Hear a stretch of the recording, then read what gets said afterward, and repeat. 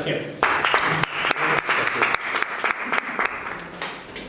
So, good evening, Toastmasters. Good evening. In 2000, the United States Center for Disease Control announced that measles has been eradicated from the United States.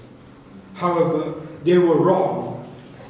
Just this year alone, there were 1,164 cases of measles in the United States, which equates to 47 cases per day. And this rise is attributed to the anti-vax movement. This is because measles is one of the diseases which can be prevented by vaccines. However, the anti-vaccination movement has spread to our neighbors. For example, in Malaysia, the Ministry of Health revealed that more people are rejecting vaccines now than previous. For example, in 2013, there were 637 people rejecting vaccines. In 2014, there were 1,404 people, or 1,404 people rejecting vaccines. Therefore, anti-vaccination is considered a global problem, and the WHO consider vaccination hesitancy as one of the top threats in the world in 2019. So we might be wondering, why are people against vaccines? Well, there are a couple of reasons. First is that they rely on past information. What I mean by that is that they use information of the past to make it sorry about that. They use information of the past to make their decisions today. For example, in 1998, The Lancet, which is a scientific journal, released a paper which suggests a link between vaccination and autism. And few years before that paper was released, another paper which was released by the Journal of Biological Standardization revealed that in a single dose of vaccination, there are 11 metals inside of it. Among them are arsenic, mercury, and lead. And all three metals are actually harmful to our body. Just minute quantities of each of these metals can cause irreplaceable damage to us. And both of these papers result in a public outcry against vaccination. As a result, various research institutions, government, hire scientists to further research on this relationship.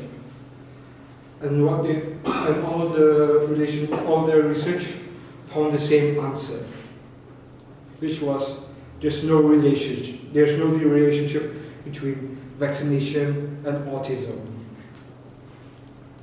So in other words, the papers which was released by the Lancet was false. And in 2010, the Lancet retracted the paper and tell people and announced that don't use this paper as your source of information. Because of the research done 20 to 30 years ago, some people believe that those research are still applicable today. Well, it is known. The second reason why people are against vaccination is because they distrust the pharmaceutical company. According to the Global Human Vaccines Market 2016-2020 report, the vaccination market is worth up to $24 billion, and it is being dominated by only 4 companies, namely GSK, Pfizer, Merck, and Sanofi. As a result, some people, especially the anti-vaxxers, believe that vaccines are just a tool created by the pharmaceutical company to create money, and they are not interested in saving life. For example, one scandal which stood out was in 2016 when Sanofi, one of the companies that I mentioned, was paid an equivalent of $250 million Brunei by the Philippines government to create a disease against dengue fever, which is plaguing the country right now. So in 2016-2017, the Philippine government administered the dengue vaccination, which is called Dengvacia. And after 1 year of use, they stopped. Why? Because according to the Department of Health of Philippines, the vaccination itself caused 142 deaths of children. While the country was going through this trauma, Sanofi, they made 5 billion in profits only from vaccination. From this scandal alone, some anti-vaxxers believe that, so this scandal reinforced anti-vaxxers' belief that pharmaceutical companies are only for profit. They are not keen in saving the public's life. To conclude,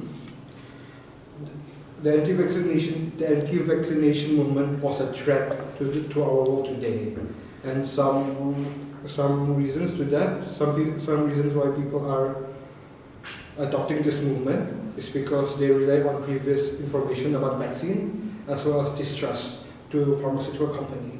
So thank you. Back to you.